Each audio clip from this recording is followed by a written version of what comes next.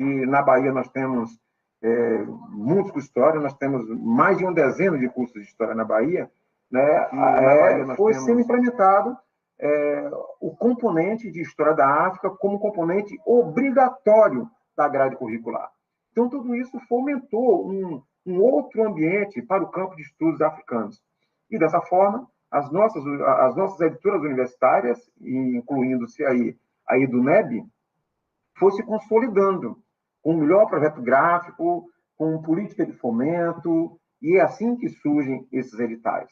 A chegada da Unilab, a universidade que o professor Nuno trabalha, né, e que tem artigo no livro, como o professor Jorge Lúcio, que falou ontem, também tem artigo nesse livro. Essa universidade, a chegada dessa universidade, ela também representa um grande impulso no interesse acerca dos estudos africanos aqui na Bahia.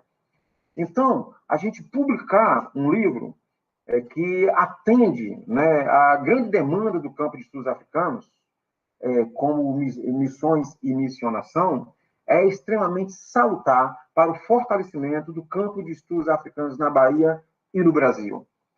E este livro, ele é interessante porque a editora ela tem um trânsito através da Associação Brasileira de Editoras Universitárias, né, em estar fazendo parcerias com outros órgãos de distribuição das publicações, como, por exemplo, nas grandes feiras literárias, e o livro ele termina circulando em todo o país, né, no próprio âmbito da política de distribuição da EduNeb, como assim de outras editoras universitárias.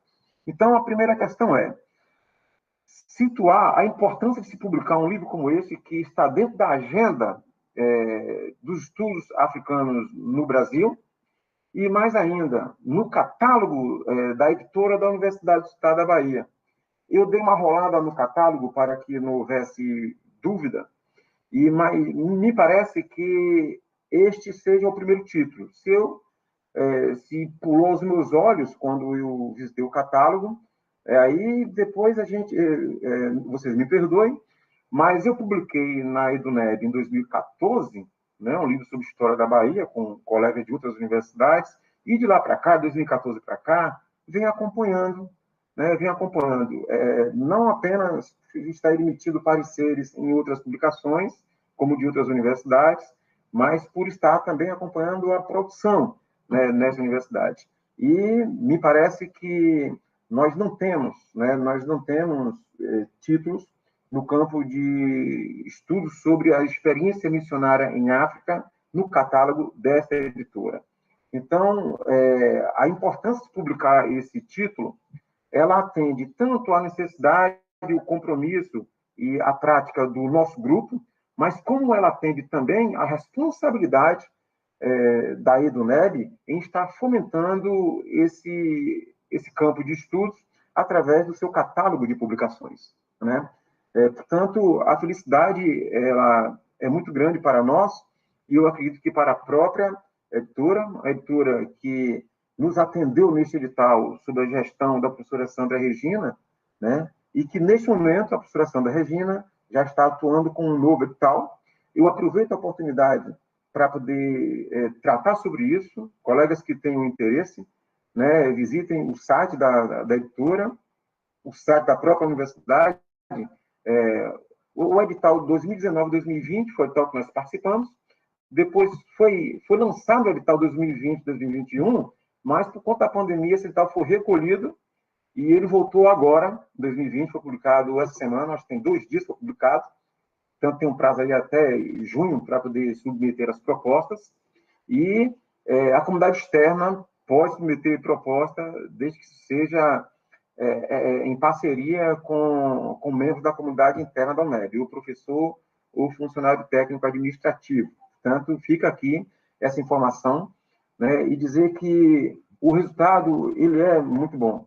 O projeto gráfico da EduNeb é um projeto muito bom, é um projeto, sabe, que tem concorrido, né, de forma satisfatória na apreciação do campo editorial, né? Portanto, fica aqui esse meu registro e o agradecimento em nome do grupo, né, a acolhida que a EduNeb deu para a gente, pelo fato de lançar um edital e a gente não ter que desembolsar o recurso especificamente, né, dos nossos soldos, né, dos nossos salários, como a gente já tem feito para realizar, por exemplo, os nossos eventos.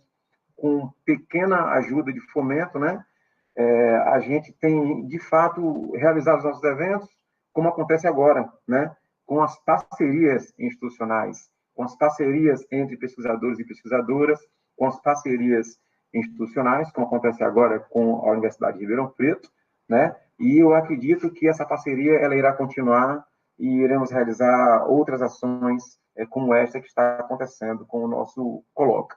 Então, dizer que o livro está à venda no site da editora, né? Vocês podem acessar o site da editora, fazer o pedido, né? Depois eu acho que a gente pode divulgar esse link aí, né? Divulgar esse link aí, Adriano, para que as pessoas que estão participando, que estão nos acompanhando, já possam fazer o pedido do seu livro. E eu não tenho dúvida que depois da apresentação da professora Elaine, né, quem está nos acompanhando vai ficar encantado com a proposta do livro, com o conteúdo que o livro apresenta e com a importância de poder contar com mais esse título para o campo de estudos africanos no Brasil. Muito obrigado, gente. Obrigado, professor Josivaldo. Bom, agora eu vou passar a palavra para a professora Elaine Ribeiro, para poder fazer a sua comunicação sobre o livro. Para o campo de estudos. Boa noite, obrigada, Tiago. Obrigada, Bel, espero corresponder ao seu chamado, né? Primeiro, eu gostaria de agradecer, né? Agradecer a organização do evento, a professora Patrícia, a professora Sandra, né? Em especial, mas a todos os colegas do grupo de pesquisa. Eu estou particularmente feliz de participar dessa mesa, como, vamos dizer assim, uma comentadora, apreciadora da obra, e nesse sentido vou tentar contribuir com os colegas, né? Neste livro, algo que me deixa orgulhosa, tem um artigo de uma orientanda minha, da graduação, né? Então, foi um esforço de pesquisa da própria Gabriela, vou apresentar os artigos, e isso me deixa bastante feliz, né? E eu fico feliz também de estar nessa mesa. Então, os meus cumprimentos aos colegas, ao Bel, ao Nuno, a Tamires, a Patrícia, que está sempre junto com a gente, a Graziele, a Bruno, o Adriano, né, o pessoal da UNAERP que está, assim, ajudando bastante, não, eles estão fazendo muita coisa, eu fiquei muito contente e achei, assim, quero parabenizar principalmente pelo Instagram do evento, né, foi algo bastante, que, assim, bastante profissional, eu fiquei feliz, muito bonito, muito, muito fácil, né, da gente conseguir fazer a divulgação do evento, então, muito, muito bem explicado, então, parabéns para todos vocês e agradeço, né, em nome do grupo e em meu nome também. Então, assim, como o Bel já disse, né, eu vou apresentar a obra, né, vou tentar instigá-los à leitura, né, e não vou ser extensiva na discussão dos artigos, né, vou tentar chamar a atenção para alguns pontos, né. Primeira questão que eu quero levantar é que essa é uma obra com a cara do grupo de pesquisa. É uma obra que tenta fazer conexões, né? Trabalha com África, mas trabalha com as várias experiências, né? Em outros espaços, né? Então, trabalha com uma história conectada. E acho que essa é a grande contribuição do livro. Também quero destacar que o grupo de pesquisa, ele é bastante produtivo, né? Apesar de todas as dificuldades que nós temos de fazer pesquisa no Brasil, né? Não vou ficar falando sobre isso, mas o grupo de pesquisa tem 3 livros organizados, mais uma obra publicada pela Universidade de Delhi, na Índia, né? Então, ou seja, além de todos os encontros, além de todas as discussões feitas, como o Bel destacou, a gente tem essa produção.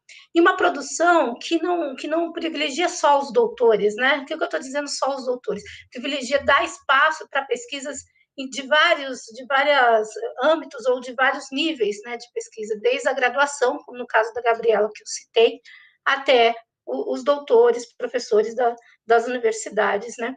E é também um espaço aberto para pesquisa e contatos internacionais. Então, é um grupo bastante produtivo, um grupo que tem atuado e que cada vez mais tem seu espaço, né, na pesquisa no Brasil. Então, este é um livro que vem com essa chancela, né, de um grupo de pesquisadores muito sérios que estão, de alguma forma, produzindo, né, conseguindo produzir, apesar de todo o contexto. E aí, eu vou passar a falar especificamente sobre o livro. O livro se chama Missões e Missionação, Estudos sobre a Experiência Missionária em Espaços Africanos e Brasileiros. Ele é organizado pelo professor Josivaldo Pires de Oliveira, da UNEB, que é o BEL, o professor,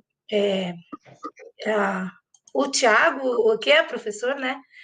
O Tiago, que é Tiago Henrique Sampaio, né, que é doutorando, e a Patrícia Teixeira Santos, que é a nossa coordenadora do grupo de pesquisa. Este livro, ele tem 245 páginas, então é um livro com substância, né, um livro de fôlego, né, com bastante informação. Foi publicado pela EduNeb, né, editora da Universidade do Estado da Bahia, em 2020, como já destacado pelo BEL.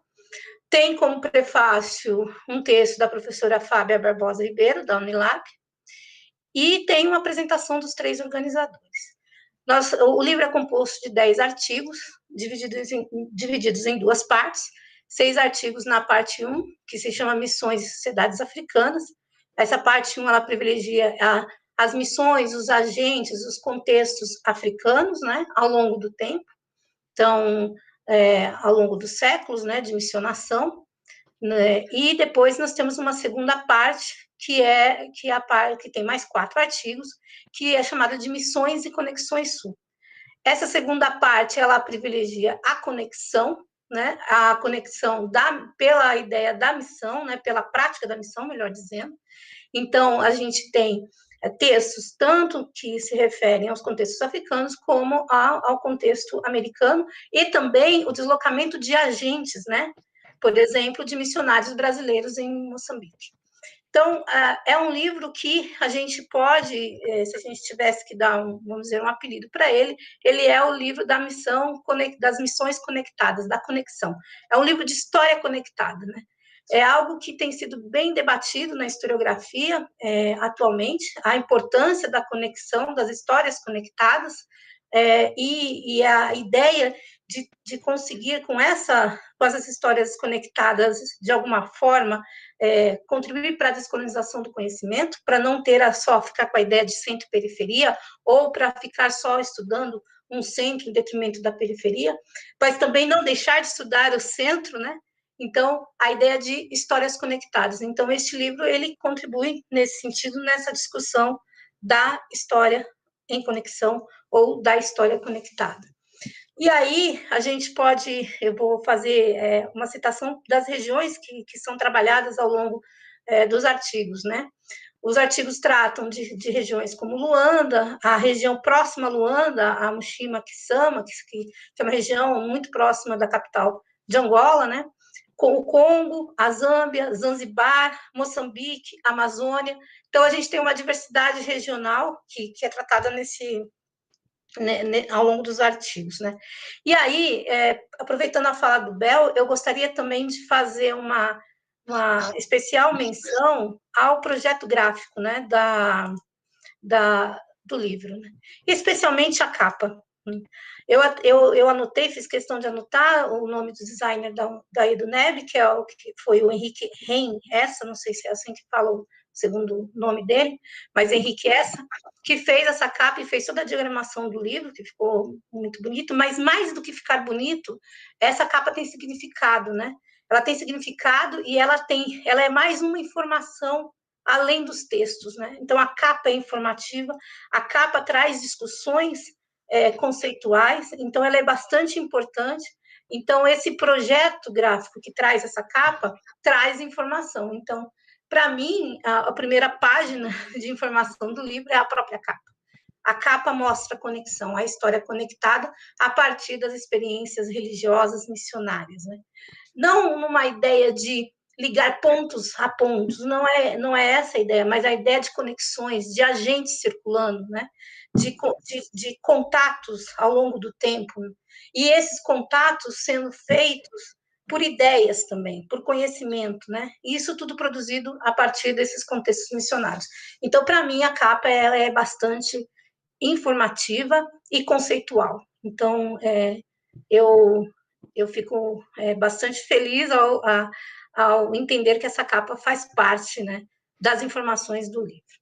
E aí, nesse sentido, parabenizo o pessoal da EduNeb, assim como, e agradeço, né, como o Bel fez, e em nome do designer, que foi o Henrique Essa, né, que como está na ficha catalográfica do livro.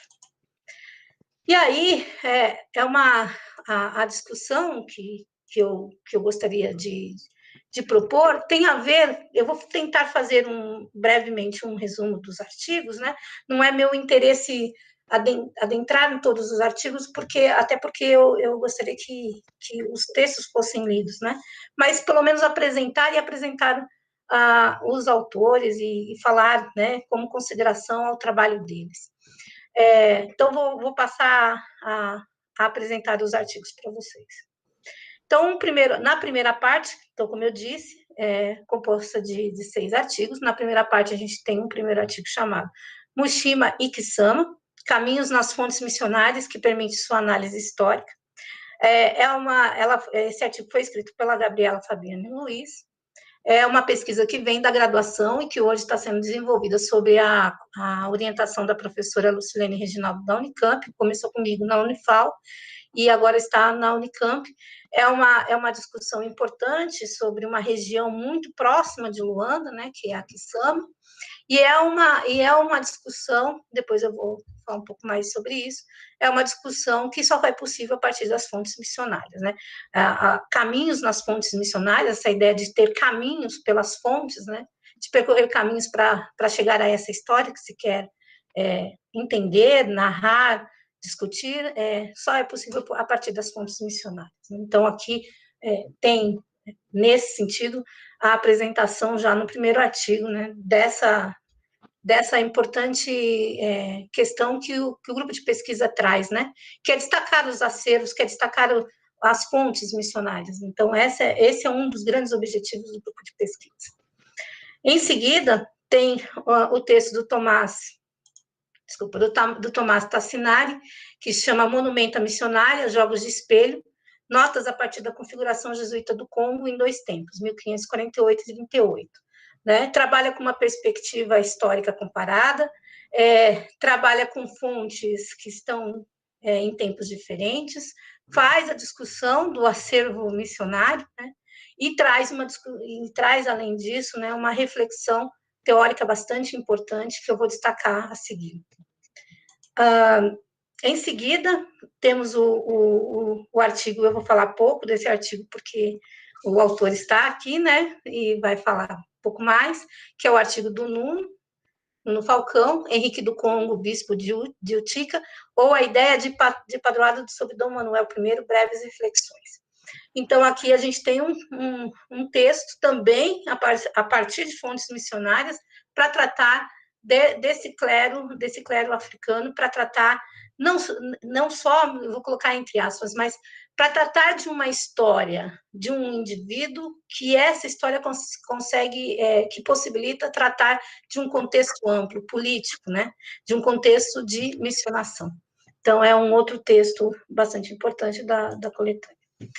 Em seguida, temos o texto do Jefferson Livato da Silva, chamado A Atuação dos Catequistas Africanos para a Formação da Consciência Católica, lembrando que toda essa ação, né, de agentes africanos lidando e trabalhando junto, né, as missões religiosas, nós temos fontes, né, essas fontes que nos chegam, que os historiadores trabalham, muito se deve a esses agentes, né? Então, trabalhar esses agentes é trabalhar a própria produção das fontes. E aí, a ideia que o Jefferson vai trabalhar no texto é essa consciência, a formação da consciência católica. Por favor, Tamires, desculpa, você pode desligar seu áudio, que está vazando para mim, eu não estou conseguindo me concentrar. Obrigada, desculpa. Em seguida, nós temos o texto do Tiago que está apresentando a mesa, né, a instalação dos missionários britânicos na ilha de Zanzibar e sua atuação com os resgatados da escravização, 1864-73. Aqui também a possibilidade de trabalhar um tema bastante importante, que é o tráfico de escravizados, né, o tráfico tardio para a parte oriental do continente. Então, a partir de fontes missionárias também. Então, a gente pode ver, a partir dessa apresentação de resumo dos textos que eu venho fazendo, que é possível tratar de várias temáticas, né? Para além das temáticas religiosas em si, é possível, a partir dos acervos missionários, fazer uma história social, uma história econômica, uma história cultural, e por aí vai, por aí adiante. Em seguida, ainda na primeira parte, fechando a primeira parte do livro, Clamor no Deserto, Contestação e Apropriação Criativa nos Escritos de Antônio José do Nascimento, escrito por Helena Vaquim Moreno. A Helena trabalha com a ideia de apropriação criativa, a produção intelectual também de africanos, né, envolvidos com os processos religiosos, missionários, e essa ideia de que essa escrita, né, essa escrita produzida por agentes africanos também deve ser entendida como um processo intelectual. Então, a ideia de não só ser algo que vai ser trazido para o contexto africano, como se fosse pura e simples, adaptar a escrita ao contexto, a oralidade ao contexto africano, mas que essa adaptação é uma apropriação criativa. Essa, para mim, ao meu ver, é a grande contribuição dos trabalhos, não só desse artigo, mas dos trabalhos da Helena, né, destacando esse processo intelectual, colocando e dando visibilidade para a produção intelectual africana, a produção de conhecimento. Então, aqui a gente também tem agentes religiosos fazendo parte desse processo. Então, os textos da Helena, e inclusive este, vão demonstrar quais são as preocupações desses intelectuais, né, que estão ali na virada, no início do século XX, né, na região de Luanda, o que eles estão preocupados, né, a questão da colonização, do final do tráfico de escravizados. Então, é um texto bastante importante que vale a pena ser visitado. Em seguida, abrindo a parte 2, né, os 4 últimos artigos do livro, abrindo a parte 2, que é a parte da conexão, abre com um texto da professora Rosimeire Oliveira Souza, que trata de missões coloniais e protagonismo indígena na Amazônia, entre os séculos 17 e 18. Esse texto é um texto de bastante fôlego, que trabalha com uma documentação grande, né? Cartas diárias, documentos produzidos por agentes religiosos. Então, é um texto de bastante fôlego e que conseguiu sintetizar várias questões relacionadas a esse contexto amazônico. É importante prestar, quem for ler o texto da professora Rosimeire, prestar atenção como ela trabalha essas fontes, como é que ela argumenta, né? Todos os artigos aqui, na verdade, mas eu destaco em particular essa questão para o texto da professora Rosimeire. Em seguida, temos o texto só um minutinho. Eu estou seguindo um texto aqui, da Fátima Machado Chaves, né, que chama Missões Palotinas em África, o missionarismo católico brasileiro em Moçambique. Aqui é um texto que vai tratar de missionários católicos que saem do Brasil e vão para Moçambique, né, é um contexto atual, né, é um trabalho que vai refletir sobre esse processo de missionação. Hoje nós tivemos uma entrevista bastante importante, né, que também tem a ver com alguns processos que tem a ver, na verdade, com os processos históricos, né, de missionação, e é importante a gente entender, né, como é que esses processos missionários se dão, inclusive, na atualidade. Então, é um texto também que vai trazer essa visão, né, da missionação brasileira em Moçambique, e bem importante. Em seguida, né, a gente tem o texto do Delcides Marques e da Cássia Regina Souza de Queiroz, chama Estratégias Retóricas para a Manutenção Missionária no Brasil e em Moçambique. Aqui também a gente consegue visualizar a relação, né, essa história conectada a partir da missionação entre Brasil e Moçambique, né, e entender como que algumas práticas podem permanecer e algumas práticas podem depender mais do contexto. Então, é um texto que compara regiões diferentes, mas que tem conexões, né? Regiões que estão longe, mas que, ao mesmo tempo, estão conectadas. Então, é um texto bastante importante para pensar esse contexto missionário. E, por fim, né, o texto do Jorge Lúcio Matos Silva, chamado Os Missionários da Sociedade do Verbo Divino na Índia e Moçambique, estudo comparativo de práticas interculturais. Aí, nesse sentido, a gente vai pensar essa história conectada, essa conexão a partir da missionação, né, da Sociedade do Verbo Divino, mas pensando Moçambique e os contextos indianos. E o contexto indiano, melhor dizendo. Então, são interações, né, trocas que há a partir da missionação religiosa e entre os contextos diferentes, né, entre as populações diferentes. Então, de forma resumida, né, mas não simplista, é dizer que a contribuição deste livro é bastante importante para a gente entender algumas temáticas centrais, né, no processo de trabalho com as temáticas religiosas, missionárias, né? Algo que a gente vem discutindo, né, nesse evento.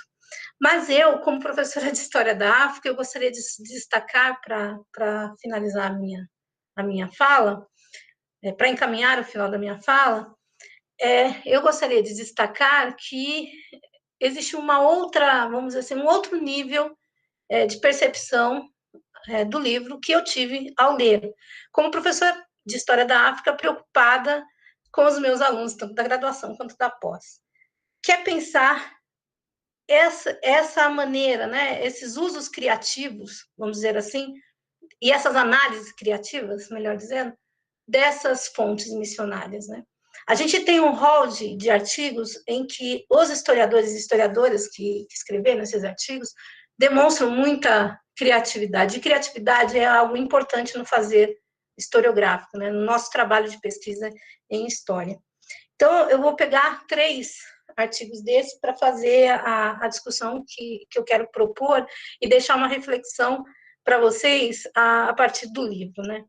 O artigo da Gabriela, o artigo do Tomás Tassinari e do Nuno Pinho Falcão. Eu peguei os 3 artigos por 2 razões.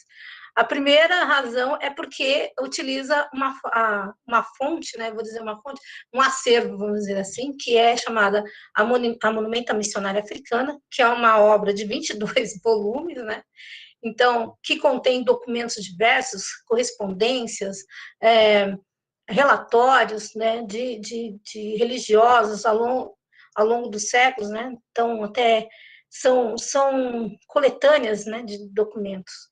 E nesse sentido, os 3 artigos vão trabalhar e vão ou fazer referências diretas a documentos ou vão fazer reflexões sobre essa coletânea, né, que é a Monumenta Missionária Africana.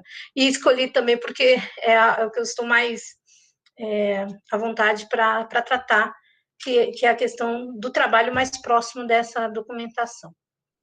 Mas, enfim, eu poderia destacar o próprio texto, o artigo da professora Rosimeire, que é muito importante, de muito fôlego.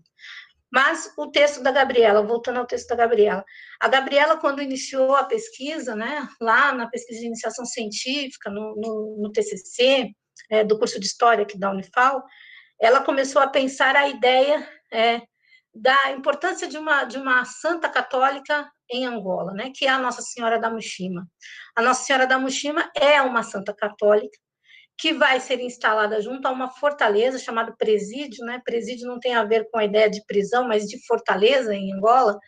Lá, ainda lá no século XVI, XVII, final do XVI, XVII, num contexto, né, de missionação, né, e de construção de igrejas. Então, a instalação dessa santa, chamada Nossa Senhora da Muxima, Nossa Senhora do Coração, Muxima, é coração em Kimbundu, Nossa Senhora da Muxima é cultuada até os dias atuais, né? Ela é muito importante, né?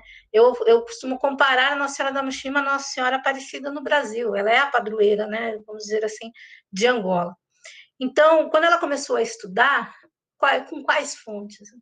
E as fontes claro que seriam fontes religiosas, mas a grande fonte, né, ou a grande coletânea de documentos foi a Monumenta Missionária. E quando ela começa a mexer nesses documentos, ela começa a perceber que ela vai fazer mais que uma história religiosa. Não que a história religiosa fosse pouco, não, pelo contrário, era muita coisa. Mas ela viu que não tinha como desconectar a religião, do comércio, da política, da própria organização política daquelas sociedades africanas, ou daquelas sociedades da Kisama, né? Que eram algumas populações ali na Kisama, né? Que é uma região próxima a Luanda, 60 quilômetros, mais ou menos, e que nunca vai ser submetida ao poder direto dos portugueses. Vai haver resistência, processo de resistência. Esse processo de resistência ele vai findar com o próprio colonialismo português, né, ao longo do século XX. Mas até lá, os quiçamas vão fazer resistência. Mas existia um respeito que eles tinham, que eles não atacavam, que era a Igreja da Muxima, a Santa da Muxima. Isso era algo importante e era de respeito entre as populações. Então, existem correspondências, por exemplo, de governadores portugueses na região de Luanda que dizem com todas as letras: a gente não faz medo nenhum, impõe respeito nenhum aqui. Quem impõe respeito nessa região é a Santa da Muxima. Então, entender esse processo, como é que essa santa tomou esse poder, né? E como é que essas populações vivenciaram essa fé, isso era importante. E a gente só pôde começar a trabalhar isso, e agora a Gabriela está trabalhando na Unicamp, a partir da Monumenta Missionária Africana. E a Monumenta Missionária Africana traz todos esses elementos. Então, é importante olhar para as fontes elas vão estar lá, e quem vai pesquisar tem que perceber algumas questões, até para fazer perguntas para essas fontes. Então, quando o historiador está fazendo isso, né, ele está levantando fontes, é importante para a gente que está lendo prestar atenção como ele está fazendo isso, qual é esse processo, né? E aí, nesse sentido, eu destaco o texto, o artigo do Tomás Tassinari, que é um artigo de bastante fôlego, né? Essas coletâneas de artigos, né, publicadas em livros, são bastante importantes, porém, ela exige de quem está escrevendo, né, sintetizar processos de pesquisa para fazer essa comunicação para um público maior. E eu acho particularmente importante, e achei bastante de fôlego mesmo, essa palavra que eu quero usar para esse texto, como que o Tomás Tassinari conseguiu fazer isso, né? Ele consegue discutir dois contextos diferentes, porque ele analisa duas fontes de contextos, de tempos diferentes, né? Uma fonte de 1548, que é uma carta do padre jesuíta Cristóvão Ribeiro, e uma outra que é de 1938, né? Uma do século XVI ou do século XX, do padre Joseph Van Vink, que era um belga, né, também jesuíta, e aí ele vai fazer uma análise de fôlego e vai trazer uma discussão teórica bastante importante, que é algo que a gente vem discutindo, principalmente nesse processo de descolonização do conhecimento, que é a questão da universalização, né, dos processos universais, né, o quanto de universalização tem nesses processos, e ele faz isso na longa duração. Eu convido vocês a lerem esse texto e prestarem atenção, principalmente, no trabalho de argumentação dos conceitos que o Tomás Tassinari faz a partir desse texto. E depois convidá-los a procurar mais trabalhos, né, desse historiador. A ideia de que existe uma concretude nas relações, né, e que há especificidades e há generalizações e que a gente não pode prescindir nem de um nem de outro. Então, essas discussões são discussões caras à historiografia, né? E especialmente quando a gente tem que discutir a descolonização do conhecimento. Então, esse texto é bastante importante. O outro texto que eu quero destacar é o texto do Nuno Falcão, que está aqui. Eu não vou falar muito além, porque ele vai falar, mas eu gostaria de destacar essa possibilidade das fontes missionárias apresentar a possibilidade de a gente trabalhar com agentes específicos. Essa ideia de trabalhar com agentes específicos, né, de fazer biografias ou microhistória, é bastante importante para mim. Isso é algo que vem nos meus trabalhos também. E, independente da figura a ser destacada, a ideia de que a história de uma vida é importante e ela ilumina processos históricos mais amplos, né? Que é o processo do padroado português, né? Nesses reinados, né? Dom Manuel, Dom João III, que é entender como é que eram essas políticas, né? do padroado. Nessas épocas, né? Então, mas a partir de uma experiência, né? Uma experiência de uma pessoa, de uma experiência de uma pessoa que viveu e que foi, que traz para a gente esse conhecimento de uma biografia na medida do possível.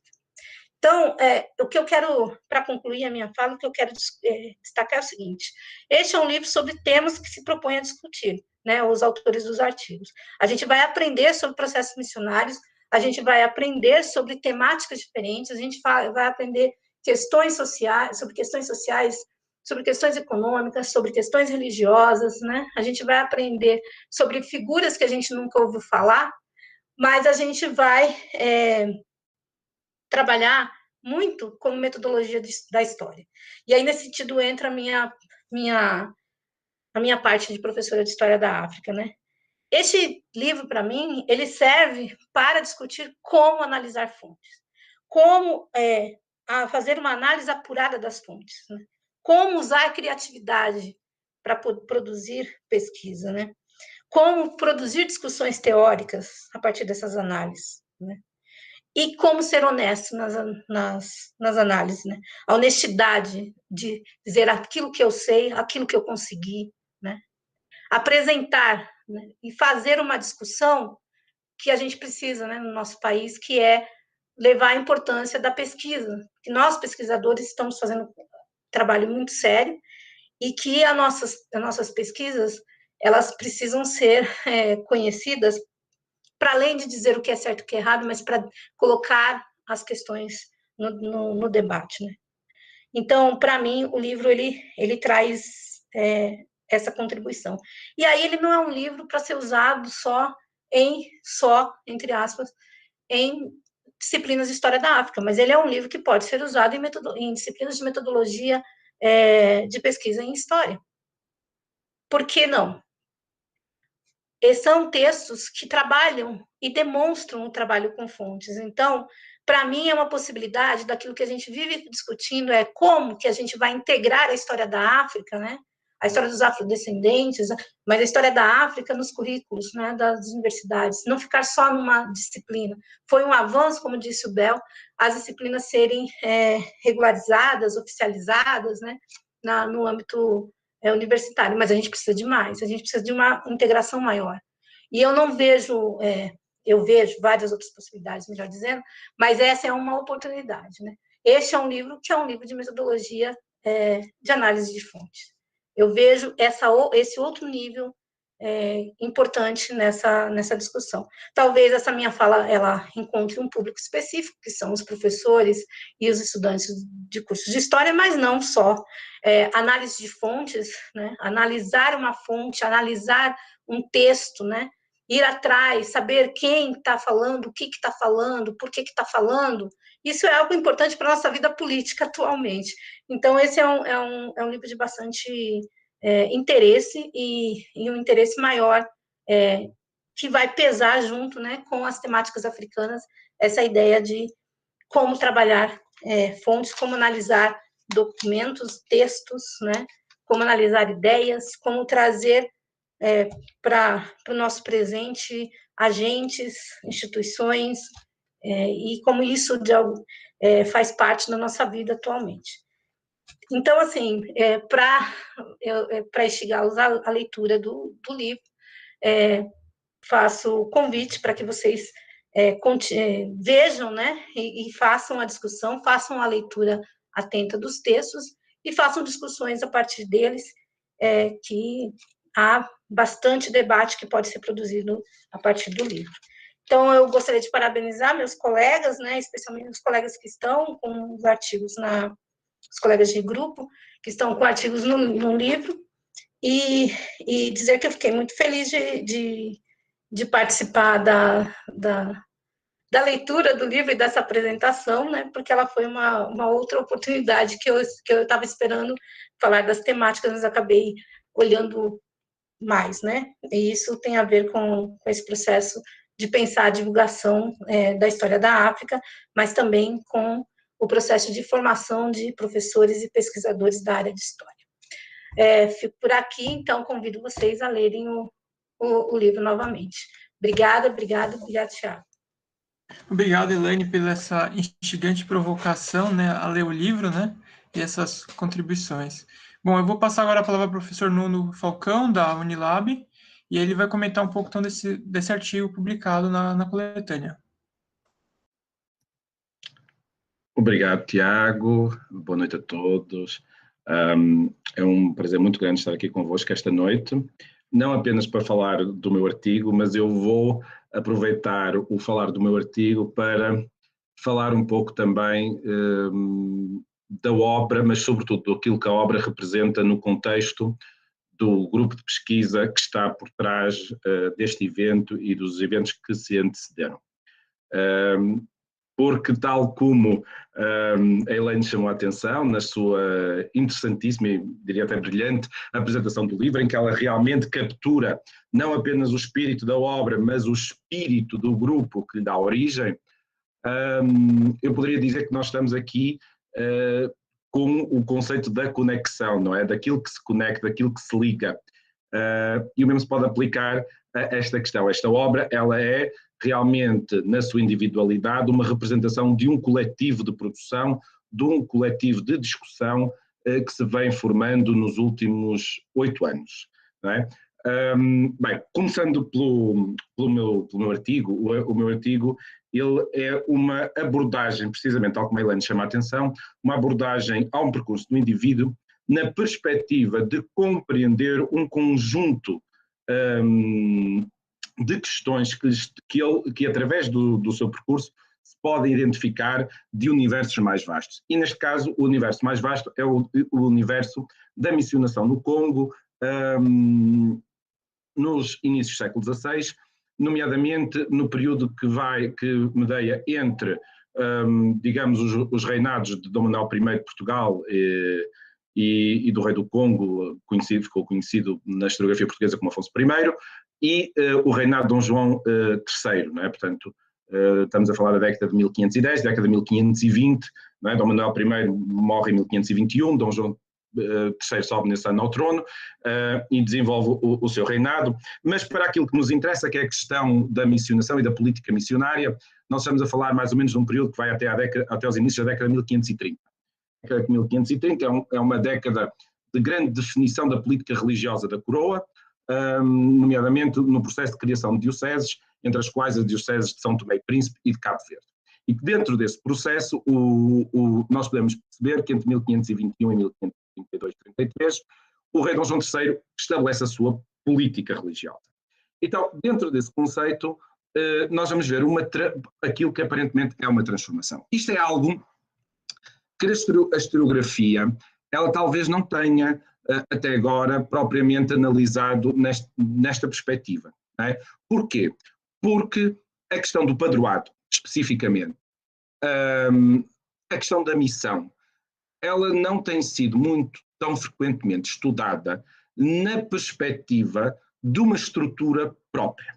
Ou seja, o padroado é visto e pensado como uma estrutura da coroa, um processo associado à colonização portuguesa, aos processos de dominação, mas não é pensada como uma estrutura institucional. E isto é muito importante. Porquê?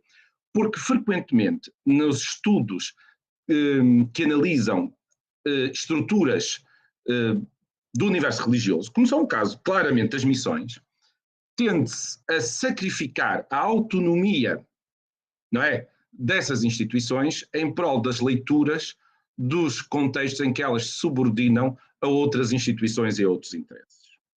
E isso é uma questão complicada que nos reduz, que nos coloca no nível das simplificações, dos essencialismos, que é algo terrível na ciência histórica, mas que, infelizmente, eu acredito que cada vez mais se vai impondo, e isso é um problema para nós, é algo que nós devemos procurar fugir. Elaine falou de algo muito importante, que é a ideia de complexidade. A ideia de complexidade, ela é fundamental para uma real compreensão histórica. Não dá para nós tentarmos fazer uma história simplificada. Isso não é algo que possa realmente funcionar. Não devemos ter medo da complexidade em história. Não devemos ter medo das conexões, de perceber, procurar essas conexões. E dentro dessa questão é que se põe precisamente o modo de abordagem a um tema. Nesse sentido, isso liga-se muito com a própria essência deste nosso grupo. Este nosso grupo, ele nasce a partir do primeiro colóquio que foi organizado no Porto, na Faculdade de Letras da Universidade do Porto, em 2013, pelo Centro de Estudos Africanos da Universidade do Porto, e que na organização estava eu e a professora Patrícia, além de duas outras colegas, este diálogo ele começa precisamente numa perspectiva de complementaridade, de complexidade, eu diria de interseccionalidade, não é? Precisamente porque eu sou de base um historiador da Igreja, da instituição religiosa, que trabalhou com temas conectados com a história da África, e a professora Patrícia é, como conhecidamente é, uma professora de História da África, cuja pesquisa interseccionaliza muito com a questão da religião. E ao dialogarmos sobre isto, é que nós compreendemos, neste nosso diálogo, que fazer um evento sobre as missões, ela implica pensar as missões enquanto entes históricos plenos, perfeitamente inseridos nas várias sociedades. Aliás, isso é muitíssimo interessante, é uma reflexão que se vai fazendo e que a própria professora Patrícia faz muitas vezes, que é da própria sobrevivência da instituição missionária, muito para além dos contextos políticos da sua introdução, por exemplo, no continente africano, nomeadamente ao longo, sobretudo, do século XIX e XX, apesar de ser uma história que, como vimos, remonta, no caso da África Ocidental, aos finais do século XV. E que esse processo, ele nos obriga a pensar que a instituição missionária, enquanto instituição dentro do universo da Igreja, porque, no fundo, a missão é uma instituição, não é? No sentido, no próprio conceito que é uma instituição, não é? É uma estrutura com um fundamento teórico, é uma estrutura com uma praxis que ela muda, mas que ela tem rupturas e continuidades. E é essa compreensão da missão, não exclusivamente como um determinado processo de convencimento ou como um processo associado à colonização, ou como a professora Patrícia chamava a atenção ontem, como o braço ideológico da questão colonial, que foi, mas que não foi apenas. Não é? Essa capacidade de compreender esta complexidade e dialogando nos próprios termos em que a missão também se entende e com que ela dialoga com a sociedade e que ela se coloca com a sociedade, aquilo que ela gera de mudanças, porque todo o contacto necessariamente provoca reações, independentemente do sentido dessas reações, mas ela provoca reações e, como tal, necessariamente mudanças, não é? Dentro dessa perspectiva, começar a pensar um estudo da história das missões a partir das missões é algo que se tem revelado, por um lado, bastante inovador, não é? Por outro lado, bastante enriquecedor, e que tem resultado em produção que dialoga, não é? E isso a Elaine também chamou a atenção ao apresentar a obra, que esta é uma produção que dialoga entre si e dialoga com contextos mais vastos, não é? essa conexão, essa capacidade de conectar conhecimentos, ela é muito importante, porque ela não conecta apenas culturas, não conecta apenas diferentes regiões, ela conecta também diferentes tempos, obviamente tendo o cuidado de não cair, que é algo também muito frequente, não é?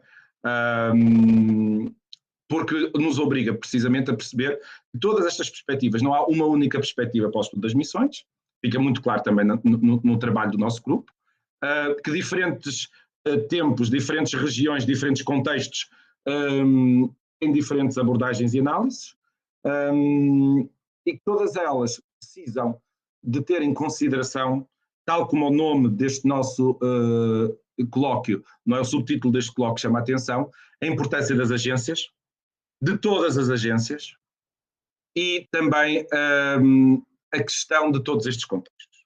E, portanto, ela convida a um conceito de erudição e a esta capacidade de olhar o indivíduo e o conjunto. Não é? E aí a Elaine explicou muito bem esse trabalho que eu tentei fazer no meu artigo. Não é? Tentar perceber, por exemplo, esta figura do Henrique do Congo, filho do rei do Congo, foi levado para Lisboa, onde ele foi educado. Essa parte não dará tanto para perceber no artigo, porque já saía de fora do tema, mas, ou seja, tenho que dialogar com a minha própria tese de doutoramento para tentar perceber o que é que foram os estudos do Henrique do Congo em Lisboa, não é? É muito frequente dizer-se e assumir-se, por exemplo, que a sua formação seria uma formação deficitária, a partir, por exemplo, de algumas das preocupações do Papa Leão X, quando lhe concede a sua eleição episcopal.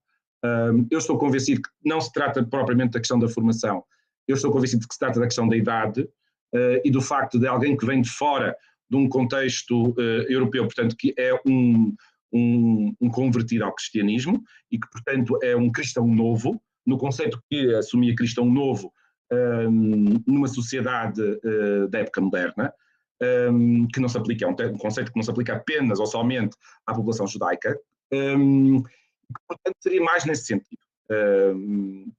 Ele segue uma formação bastante rigorosa da preparação à formação clerical, ao ser ordenado padre, de acordo com aquilo que era, na época, uma das escolas de formação para clérigos mais conceituadas em Portugal, que era o Colégio de Santo Eloy de Lisboa, da Congregação de São João Evangelista, os Padres Lóis, que é o tema da minha tese de doutorado. E essa perspectiva, ela permite-nos analisar algo que eu volto a dizer, não está ainda bem perspectivado, que é a construção do próprio conceito de padroado. As próprias perspectivas da ideia de conversão, da ideia de missão, elas vão se transformando com o tempo. E elas são de uma grande complexidade entre aquilo que é a teoria e a prática, não é? Entre aquilo que é as vontades e os interesses políticos de momentos diferentes, e só por esta questão, só analisando a vida de Henrique do Congo e a forma como ela é situada no contexto do reinado do seu pai, dentro do qual toda ela decorre, e dos reis de Portugal, Manuel e João III, nós podemos perceber como é que apenas dentro de uma vida de um homem que se torna um clérigo católico e um bispo, não é? Como é que isso tudo se desenvolve e se transforma consoante um conjunto muito mais vasto de contextos, não é? E perceber que esta história do indivíduo, ela faz parte da história de um todo, e que a partir da história do indivíduo nós podemos conceber uma análise do contexto. E isso acho que é basicamente a base, não é, formal do meu artigo. Como a Elaine diz, ele é baseado essencialmente em documentação de arquivo, não apenas a que está no Padbrás, mas também a documentação consultada nos arquivos portugueses e do Vaticano. Ela procura dialogar com estas questões de uma política mais vasta, com a própria ideia de um padroado, com a própria ideia de missão, pensando muito no contexto das instituições, porque é isso que eu trabalho, eu sou um historiador das instituições, sobretudo, religiosas principalmente, e como é que esse diálogo nos permite fazer alguma construção sobre os processos tentados de conversão no continente africano a partir do século XVI e século XVI, não é? Depois pode-se pôr toda a discussão dos limites desse processo, a própria ideia de formação de um clero africano, que é muito forte em Dom Manuel I e que começa a desaparecer ou a diminuir a partir de Dom João III, portanto, é aí essa a grande separação que eu quero chamar a atenção nesta análise, de explicar, tentar explicar como é que, só pela análise do percurso do Bispo Dom Henrique se percebe a mudança da política missionária da coroa portuguesa, e vocês dizem, mas está bem, mas qual é a importância disto? A importância disto é fundamental. Porquê? Porque há, até 1521, um pensamento para a dimensão religiosa da expansão portuguesa, e há, a partir de 1521, outro pensamento. E esse pensamento que nós devemos desenvolver a partir de 1521, ele mantém-se na prática não alterado, até, diríamos, até ao fim da monarquia do Antigo Regime, pelo menos. Porque depois, a partir do liberalismo, há uma nova reconfiguração da política missionária, também associada à colonização do século XIX. Mas, até ao final do século XVIII e início do século XIX, o pensamento político é aquele que foi formulado a partir de Dom João III. Não é? E esse pensamento religioso não se aplicou apenas na África. Ele aplicou-se à África, aplicou-se na Ásia e aplicou-se na América, com diferenças, com transformações, com adaptações, mas foi o processo de cristianização da construção da Igreja do Brasil, ele é feito e pensado a partir de um conjunto de diretrizes que se formam no reinado de Dom João III. E o que é interessante nesta perspectiva, nós vemos que essas diretrizes, que elas são estruturantes, não é, para aquilo que nós diríamos o cristianismo do mundo lusófono, neste período de 300, 400 anos, que no fundo é o período de construção do cristianismo, do catolicismo brasileiro do período colonial, não é? Que depois tem toda a base para o catolicismo brasileiro da época do Império e com as devidas transformações, ele desenvolve-se a partir de um conjunto de reflexões que a própria coroa portuguesa opera entre estes dois reinados e a partir de um caso muito específico que é o Reino do Congo. Então a história da missão no Congo, ela transpõe-se para um contexto muito mais vasto. E isto é importante para nós pensarmos nesta ideia da conexão. O que é que um bispo congolês representa de uma questão da política missionária e de política religiosa da coroa portuguesa para o seu processo expansionista? E aí nós começamos a ter uma ideia muito mais importante da agência deste próprio bispo, aquilo que ele representa, aquilo que o episcopado dele representa. Nós temos uma grande dificuldade de aceder diretamente ao sujeito, porque pouca documentação ficou sobre ele. Temos algumas informações nas cartas do pai, temos algumas informações nas cartas dos reis portugueses. Eu procurei extensivamente na documentação dos lojas se havia algum documento direto em relação a Dom Henrique, não há. Portanto, nós temos essa dificuldade, mas nós conseguimos compreender o papel que ele desempenha enquanto símbolo, enquanto sujeito, nas relações políticas entre Congo e Portugal. E de como é que isso significa. E o que é que o próprio percurso dele, o facto, por exemplo, de ele ter sido feito bispo no tempo de Dom Manuel I, mas nunca ter sido bispo diocesano, apesar de ter sido prometido por Dom Manuel e confirmado por Dom João III, mas nunca cumprido por Dom João III, o que é que isso significa nas políticas missionárias? Não é? E o que é que isso significa transformação? Então, o sujeito histórico, não é? Ele é representante, ele demonstra a importância deste período na formulação de políticas religiosas extremamente importantes, não é? E aí nós começamos a perceber também da importância, não é, muito significativa desta tentativa de formulação de um cristianismo africano e formação de um clero africano no século XVI. Com todos os problemas que lhe tiveram associados e aquilo que Boxer já chamava a atenção há muitos anos e que eu penso que até hoje não há como contradizer, que é, efetivamente, a ideia da formação de um clero africano é muito rapidamente colocada pelos portugueses num ponto esquecido da sua política, não é? Por séculos, inclusive até ao século XX, algo extremamente questionado dentro do universo católico, não é? A própria formulação, basta ver que até 1904, até ao fim último do padroado, nós não temos nomeação de bispos africanos nos territórios territórios colonizados por Portugal, não é? Todo o episcopado de Angola, Moçambique, São Tomé, Cabo Verde, até 1974 era de padres portugueses, e normalmente o Estado colonial português preferia bispos que não tivessem um passado muito longo nas colónias, ou seja, que fossem de Portugal para ser bispos nas colónias. E dentro desse processo nós começamos a ver que há uma formulação, ela tem um tempo histórico. E, por exemplo, para nós conseguirmos compreender e para termos uma percepção profunda da forma como os portugueses veem o papel do padroado, que eu, como digo, ele formalmente estaria desaparecido com o Concílio Vaticano II, mas o governo colonial salazarista ele vai conseguir manter o seu exercício praticamente até 74. Nós só podemos compreender como é que se formaliza uma ideia de fundo sobre o que é esse padroado e como é que ele se exerce, se nós tivermos em consideração este período de charneira dos inícios do século XVI. E é isso, por exemplo, se justifica como é que nós, sendo um grupo maioritariamente de historiadores do século XIX e do século XX, contemporanistas, há diálogo com a história moderna, que eu, o professor Jorge Luz e a professora Elvira Meia representamos, não é? Que é aquilo que nós chamamos os modernistas, não é? Aqueles que se situam entre o século XV e o século XVIII. Porquê? Porque há rupturas e continuidades. Há diálogo possível neste sentir complexo da história. Pronto, dito isto, penso que o artigo fica mais ou menos apresentado, espero que vocês tenham interesse em lê-lo.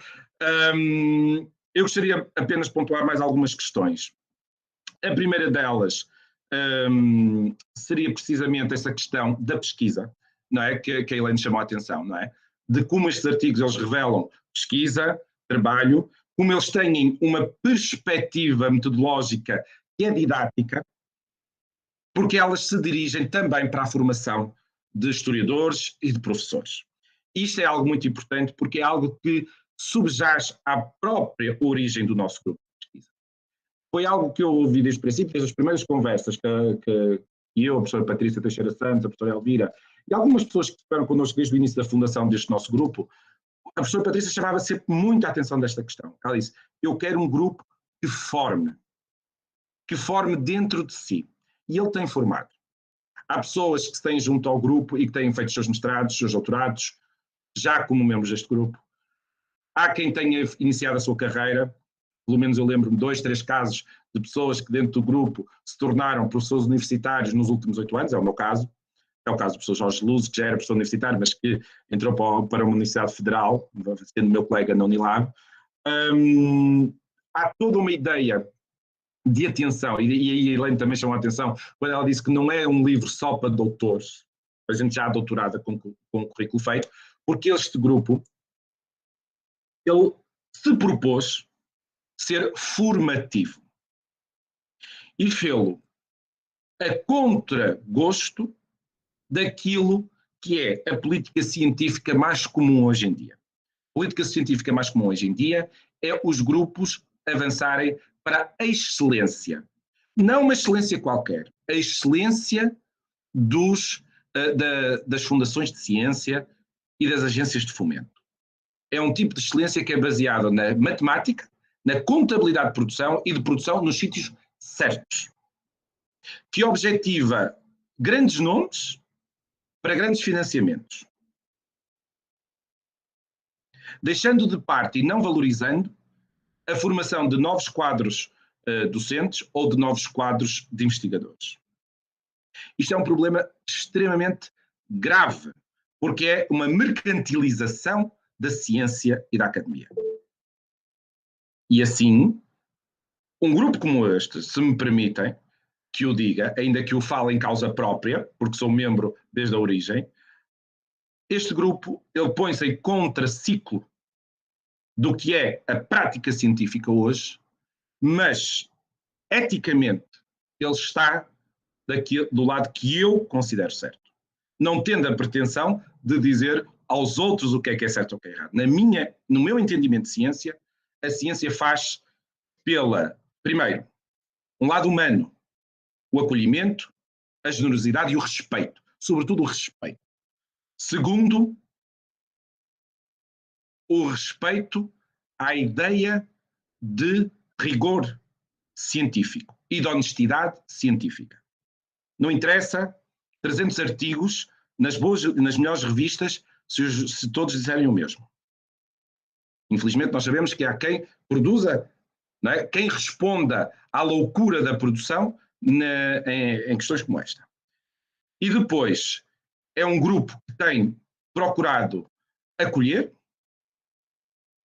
respeitando as diferenças, recusando os essencialismos, recusando as simplificações e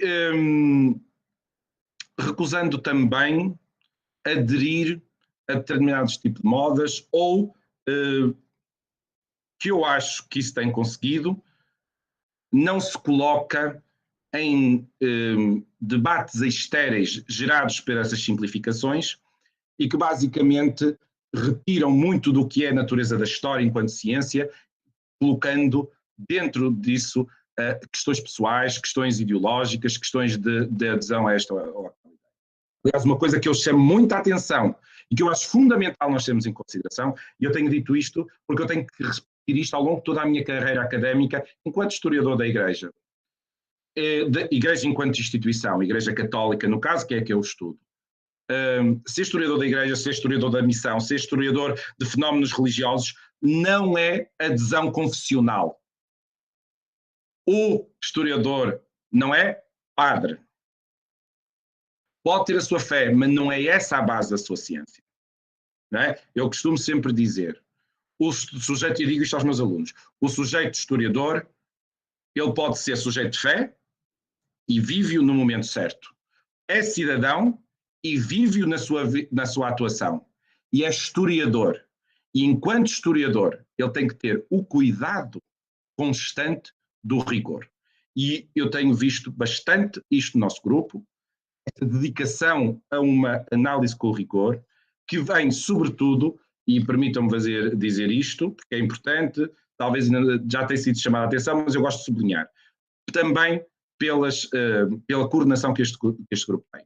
A sua natureza, a sua posição no meio académico, o percurso que ele constrói, e que é um percurso que não se faz de badalar, mas de mostrar. Mostrar com eventos, mostrar com obras como esta que aqui hoje se lança, mostrar com cursos, mostrar de muitas maneiras, formando, sobretudo formando, para dentro e para fora.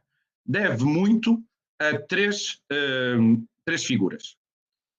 A professora Patrícia Teixeira Santos, que me desafiou a fazermos o primeiro evento quando ele estava com dificuldades em se organizar. Como vocês sabem, os congressos por vezes são difíceis de se organizar. Que me desafiou a juntos montarmos o primeiro congresso, isto em fevereiro de 2013, e que depois, olhando para o congresso, olhando para o resultado que ele foi, e vários membros do nosso grupo que estiveram nesse evento lá no Porto, sabem como ele foi, me disse assim, não, isto é bom demais para se ter. Isto é a base de um grupo de pesquisa. Vamos fazer um grupo de pesquisa. A professora Patrícia Teixeira Santos, ela tem sido, em muitas matérias, e por isso permitam-me, não só porque sou muito amigo dela, mas enquanto historiador, enquanto académico e membro deste grupo, reconhecer publicamente o papel que ela tem feito no desenvolvimento deste grupo, no apoio, no incentivo aos mais jovens, transformando o grupo verdadeiramente num grupo de pesquisa. E um grupo de pesquisa é um espaço como a universidade, não é? Como a universidade, um espaço de formação. A mais antiga definição de uma universidade, no século XII, XIII, dizia assim, a universidade é um grupo de pessoas em que umas que se juntam e que umas se propõem a ensinar e outras se propõem a aprender.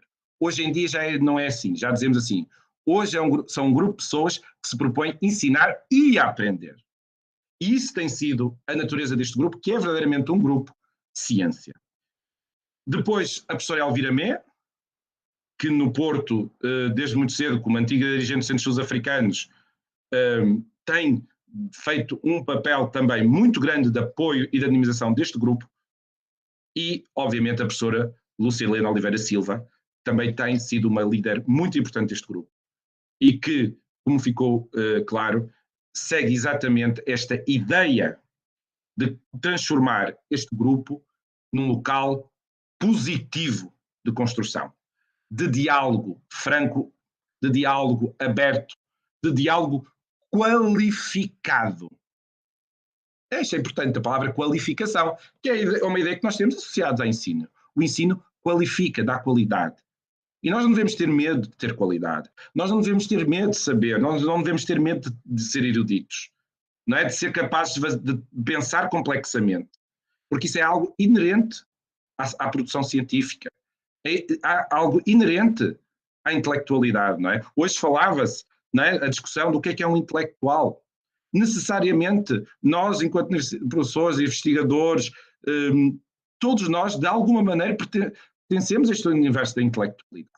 Às vezes a gente faz de conta que não é? Mas fazemos necessariamente, ao fazermos uma reflexão, ao escrevermos um artigo baseado na nossa cabeça e no trabalho que a nossa cabeça produz, nós estamos a intelectualizar.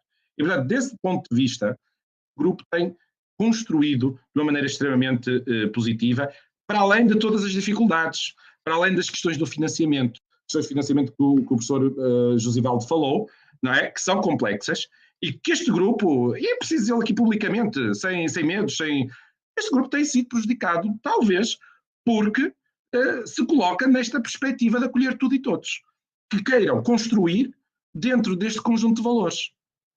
Porque este grupo não rejeita, este grupo acolhe quem quer trabalhar dentro de um conjunto de valores, de valores que estão presentes na produção deste trabalho.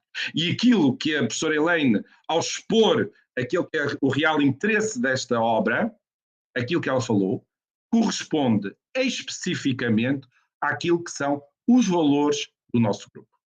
E por isso, eu vou terminando, porque já me espraiei demais, não era para ter falado tanto, agradecendo a todos, agradecendo também à coordenação deste livro, especificamente, ao professor Josivaldo, à professora Patrícia e ao professor Tiago, por terem acolhido, pela paciência deles em nos ajudar na resolução de todos os problemas que vêm da edição de uma obra. Agradecer muito também à professora Elaine, porque gostei muitíssimo da sua apresentação do livro. Desejar-lhes a todos a continuação de um excelente congresso, e um excelente colóquio, desculpem, e dizer-vos que daqui a 2 anos nós voltaremos a estar juntos.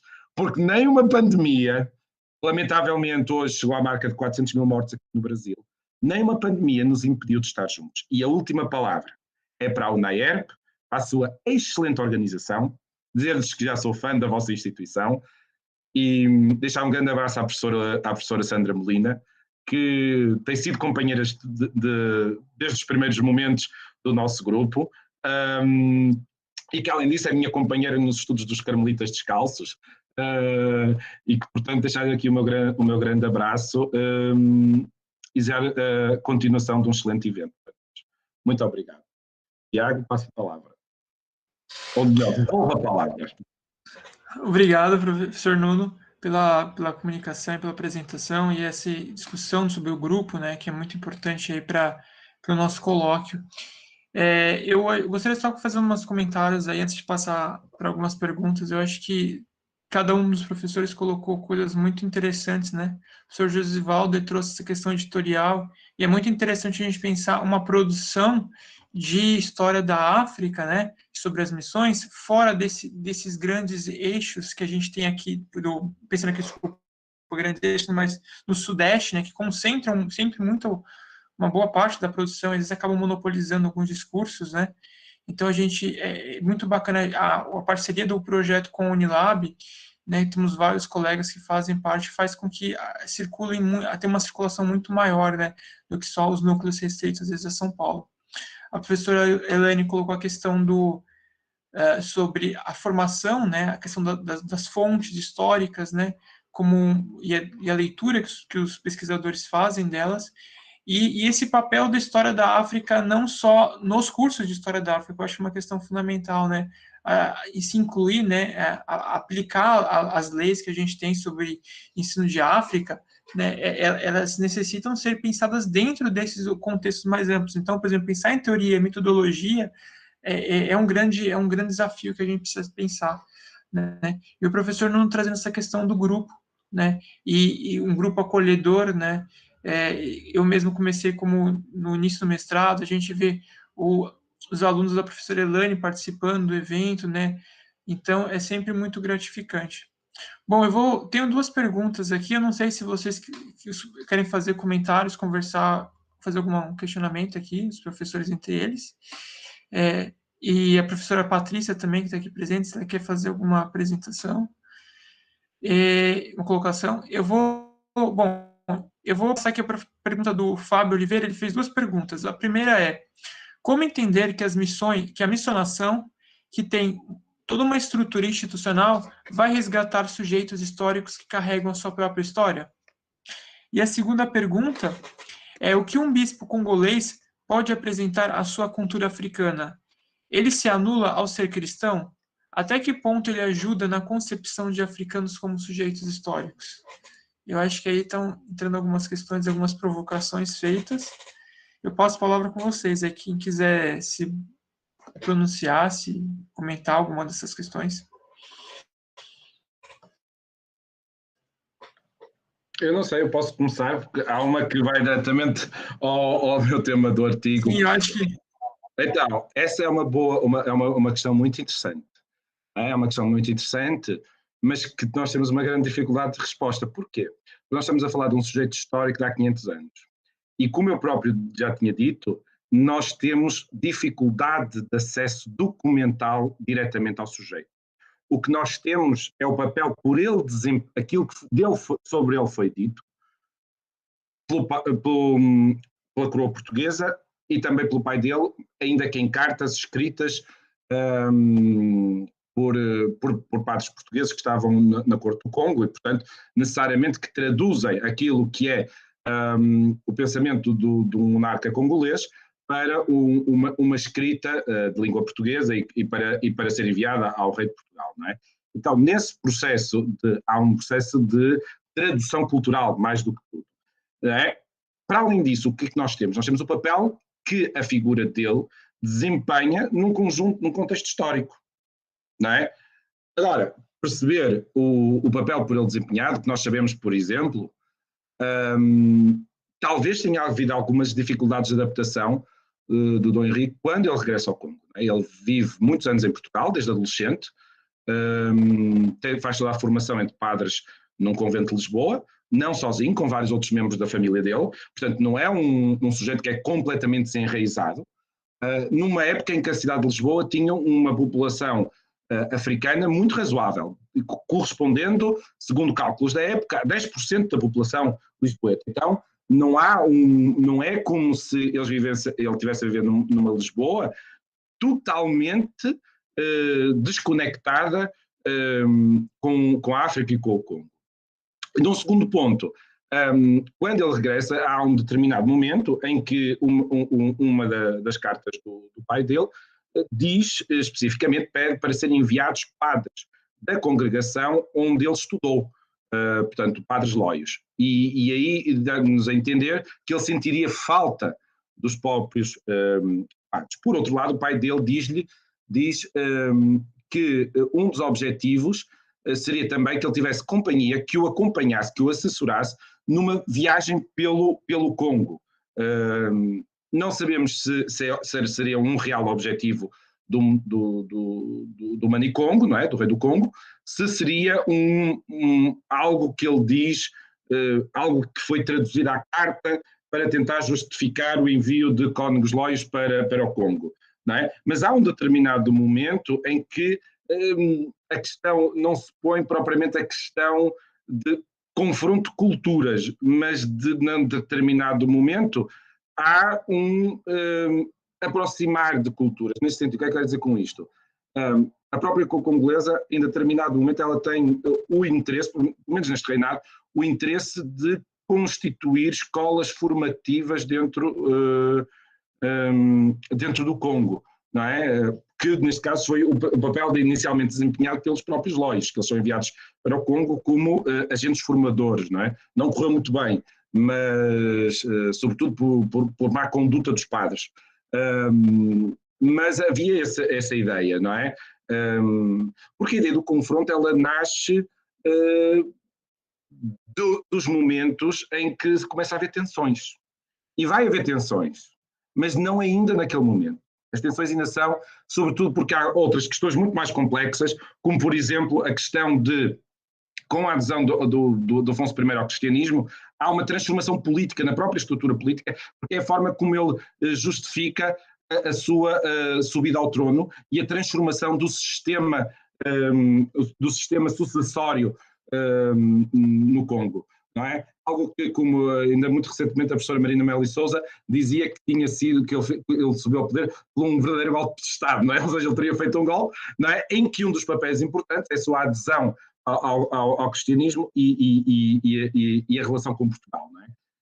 Há de chegar futuramente o momento da tensão, e quando se chegar ao momento da tensão, vai-se chegar ao momento do estranhamento das culturas, não é? Neste caso específico, em relação ao Henrique, nós não sabemos o papel é que ele desempenhou, não é? Agora, necessariamente, quando ele regressa ao Congo, ele atua, pelo menos parcialmente, como um agente interseccional entre as duas culturas. Ele está entre as duas culturas, não é? Entre a cultura congolesa, que é dele, onde ele nasce, onde ele vive e onde ele virá a morrer, não é? Porque os últimos anos da sua vida são passados no Congo, e também a cultura portuguesa, sobretudo o cristianismo, a formação de clérigo, porque ele é um clérigo, é um padre e depois um bispo, que tem formação em teologia, em latim, e depois na chamada liberais, não é? Retórica, oratória, etc, etc. Ele tem toda essa formação no Colégio de Lisboa e ele leva com ele quando regressa ao Congo, não é? Se calhar está a pensar de questões mais complexas que se vão pôr realmente quando a questão da cultura se torna muito mais fundamental. É quando há um domínio colonial mais permanente, assertivo, extensivo, a partir do século XIX. E isso eu digo sempre. Atenção, que as questões que nós pomos para as colonizações do século XIX e XX da África não são as mesmas que nós devemos pôr para a época moderna. Ainda que haja um longo tempo, nós não, e eu gosto muito de trabalhar com a questão do longo tempo, com a ideia de Brodel, até sou professor do Mediterrâneo, portanto acabo de trabalhar com a ideia de longo tempo, das estruturas de longo tempo. Também não devemos perder nunca de vista aquilo que são as especificidades de diferentes épocas, não é? E o início do século XVI é um período muito específico, os finais do século XVI já são outro, o século XVII e XVIII outros serão, e o XIX e XX então são completamente diferentes. Eu, quando, por exemplo, dou a disciplina de processos coloniais aqui na Unilab, a primeira coisa que eu gosto de mostrar aos meus alunos é um mapa da colonização da África em 1815 e em 1914, no início da Primeira Guerra Mundial, para se perceber, por exemplo, a diferença da atuação europeia no continente, no início do século XIX e no final do século XIX. Isso tem, nessa questão cultural, na questão da identidade e na questão das tensões e dos confrontos, é muito mais, e os professores de contemporânea que estão aqui poderão dizer muito melhor que eu, mas será algo muito mais duro, não é? Não podemos fazer essas análises para os inícios do século XVI. Espero ter respondido.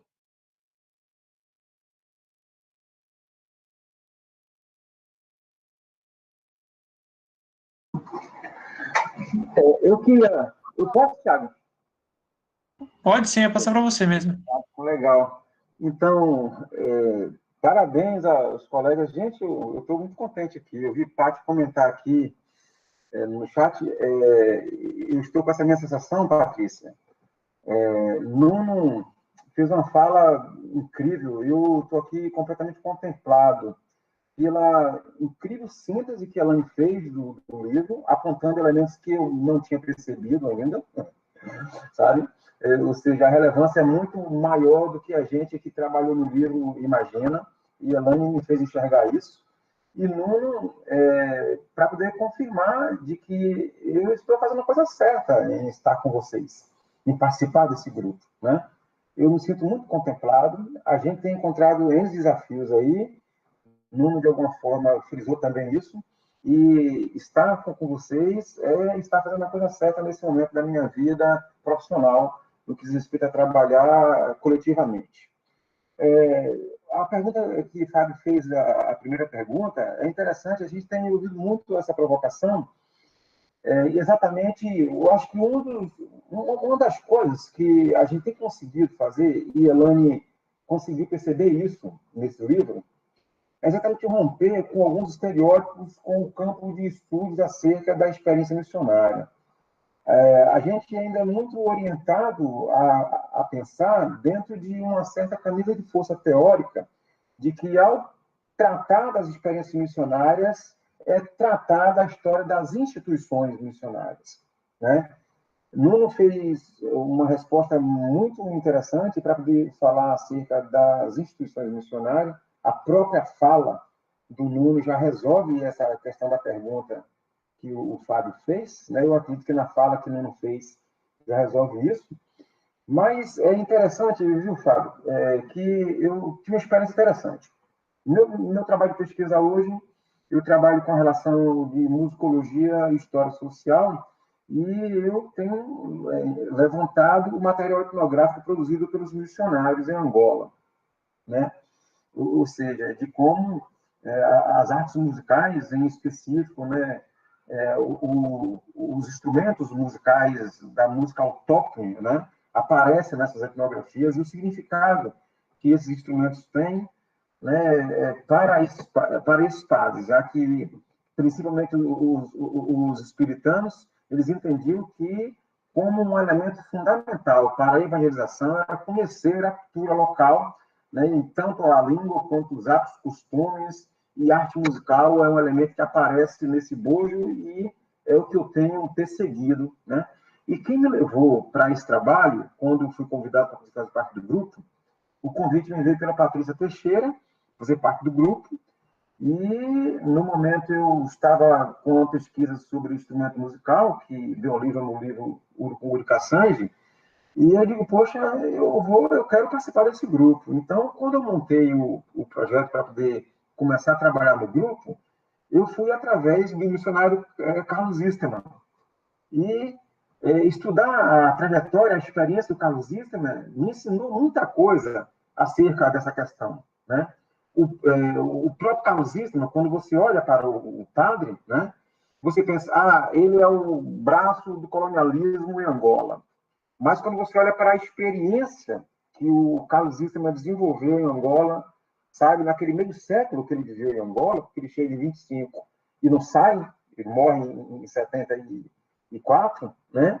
Quando você observa isso, né, e você vai analisando as relações que eram estabelecidas, você percebe que estudar a experiência missionária está para além de pensar esses agentes como meros representantes institucionais, né? Então, eles não são uma instituição. Eles podem até representar essa instituição, mas, às vezes, eles desacordam também com essas instituições. O Carlos Isterman, por exemplo, e isso está no meu artigo publicado no livro que foi lançado ontem, ele teve um trânsito com militantes intelectuais do MPLA, da década de 50 e 60, que é a fase radical do MPLA, que era um movimento que crescia, sabe, se colocando contra o colonialismo, era um movimento anticolonial, e muitos deles eram amigos de relações pessoais com o Carlos Isterman, né? E eu fui surpreendido, porque eu cheguei com um certo preconceito para analisar as etnografias do Carlos Isterman, e quando eu fui mexendo nas fontes, eu fui observando de que é muito mais complexo do que pensar o padre apenas vestido da roupa da instituição religiosa, mas sim enquanto indivíduo histórico, né? Enquanto indivíduo histórico. Só o fato da gente lembrar, e aí na mesa de hoje para amanhã isso foi frisado na mesa sobre intelectuais, a gente lembrar que muitos desses padres tiveram problema com a PIDE. E por que será que tiveram problema com a PIDE? Com a Polícia Internacional de Defesa do Estado Colonial. Por que será? Porque eles ameaçavam a ordem do Estado colonial, né, nos espaços que eles trabalhavam com a sua missionação. Então, o ser missionário nos espaços africanos não é apenas levar a palavra de evangelização, é assumir também situações políticas locais, conflitos, né? É agenciar outros elementos da natureza histórica, cultural. Portanto, é muito interessante a leitura desse livro que nós estamos lançando aqui hoje, como a Elaine já frisou, porque a gente quebra alguns desses tabus, né? A gente quebra algumas dessas prisões teóricas em se pensar os indivíduos meramente como representantes da ordem institucional que ele representa. esses indivíduos, eles se envolviam com as questões locais, eles mudavam, inclusive, de opinião, de postura, assumiu problemas locais, realidades locais, se colocavam, muitas vezes, contra o Estado colonial. Então, estudar as experiências missionárias nos espaços africanos é estudar possibilidades de entendimento e de interpretação da história nos espaços africanos, a partir de fontes que sempre olharam como fontes perigosas, fontes que não seriam interessantes, porque tinham muita orientação ideológica da igreja e tudo, mas as leituras que estão sendo possíveis fazer dessas mesmas fontes que sempre foram ignoradas por muitos historiadores e que hoje elas estão, crescendo, estão apontando N possibilidades de interpretação e de entendimento da experiência histórica das sociedades africanas a partir da experiência missionária, é extremamente gratificante, né? E eu acho que Elaine percebeu isso, né, nessa obra, e eu encerro a minha colaboração, através da pergunta de Fábio, fazendo um relato do nosso último evento lá em Juazeiro, quando teve um colega e fizemos as comunicações, depois fomos para um restaurante, e um colega que estava lá, ele disse, rapaz, eu entrei cheio de dedos para assistir às comunicações, imaginando que ali fossem ter apenas histórias do poder da igreja nas comunidades tradicionais de África, e quando eu comecei a acompanhar as palestras, de como é que se era entendido, a forma de se usar as fontes, as perguntas que se fazia, tanto para as fontes, quanto para as experiências históricas processadas nos espaços africanos, eu tomei, na verdade, um grande tapa de luva, né? E passei a entender que é necessário que se publiquem esses resultados dessas investigações que esse grupo está desenvolvendo. Então, eu queria encontrar com esse colega hoje para dizer, poxa, cara, publicamos, né? Publicamos 2, o daquele congresso e do congresso anterior. E a leitura desse material nos ajuda, inclusive, a gente vencer esse grande tabu da camisa de força teórica que ainda influencia muito a nossa leitura acerca das sociedades africanas, como se toca no que diz respeito os temas de trabalho com as experiências missionárias, né? Então, o padre Istman é um padre que eu conheço um pouco melhor, que mexi, trabalhei com isso até agora, publiquei alguns artigos e tudo mais, e estou trabalhando com outras etnografias de padres também espiritanos, com um olhar na questão das artes musicais em suas etnografias, e eu tenho que admitir que eu, na verdade, eu subestimei essa documentação, essas fontes e essa possibilidade de interpretação e de entendimento das experiências nas sociedades africanas a partir das relações entre os missionários e as populações autóctones, né? E eu tenho gostado muito do que eu tenho encontrado e da possibilidade que eu tenho enxergado, né, de como o meu trabalho pode render e ainda tem muito o que caminhar. E por isso eu agradeço ao convite que Patrícia me fez há 5 anos atrás e agradeço as parcerias, né, que eu consegui estabelecer aqui dentro desse grupo e que nós estamos tendo resultados brilhantes com a publicação desse livro, do livro que foi lançado ontem e das trocas durante esse congresso, né? Então eu queria comentar dessa forma, agradecer a Fábio pela pergunta, porque instiga a gente a refletir sobre o papel de cada um de nós dentro do grupo de pesquisa e, como diria Nuno, né, dentro dessa comunidade, que está para além do significado de um grupo de pesquisa. É isso aí, gente. Professora Elaine, vai querer fazer algum comentário, Elaine? Vou rapidinho, Thiago. Nosso tempo está estourando. Eu agradeço as questões do Fábio, e aí eu quero responder de uma forma rápida e, ao mesmo tempo, instigá-lo à própria obra, né? Essas questões que você fez, Fábio, são questões pertinentes e importantes, e a obra, ela ajuda a iniciar essa reflexão, e essa reflexão, ela traz uma discussão que é a própria ideia de história conectada, que é essa ideia de que não há essencialismos, né? A gente não tem africano e europeu, a gente tem pessoas. Essas pessoas, elas podem fazer relações, elas travam relações ao longo do tempo. Elas podem, sim, negar a própria vivência, como elas podem fortalecer essa vivência. As pessoas são diferentes, e ao longo do tempo, esse é o, vamos dizer assim, o grande, vamos dizer, barato para usar uma palavra mais, de fazer pesquisa, é descobrir, né, essas possibilidades, essas respostas múltiplas. E aí eu convido você a ir ao texto da Helena Vaque Moreno, que ela vai tratar do conceito de apropriações criativas, né? A gente pode pensar isso também para a apropriação da escrita em língua portuguesa, no caso, né? Como é que se apropria, né? E ela vai trabalhar essa ideia de apropriação criativa. Essa apropriação criativa não devolve de uma única forma, né? Não é uniforme, as pessoas não respondem da mesma forma, né? E ela é criativa porque ela se apropria, mas ela não se apropria e não retira algo que era da pessoa, ela junta coisas, né? Então, uma pessoa que era da oralidade, quando ela passa a escrever, ela traz essa oralidade para a escrita. Uma pessoa que tem uma fé, que ela professa um tipo de religião, quando ela passa a ter contato com a outra, ela traz essa outra religião também. E ela coloca a sua nessa religião de contato. Então, quando a gente está trabalhando com conexão, a gente está falando exatamente disso, né? Que é essa questão das essencializações, né? Não é o encontro de uma essência com a outra, é o encontro de pessoas, né? É um encontro de pessoas. Claro, umas com mais poderes, outros com menos poderes, e isso é o contexto, é o desenvolvimento do contexto histórico.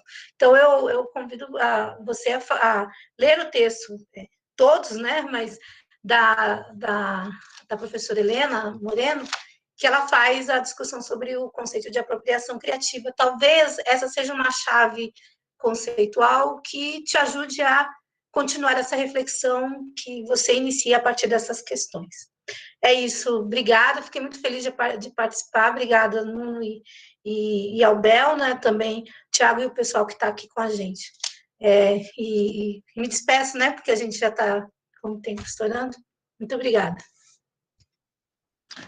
Obrigado, Elaine, Nuno, Josivaldo, Bel, mais uma vez, né? Eu queria agradecer também ao pessoal da UNAERP, né, que tem participado, tem recebido a gente aqui nessa plataforma online e colaborado para que esse evento acontecesse. Então, nós encerramos por aqui essa nossa mesa de hoje. Obrigado. Boa noite. Boa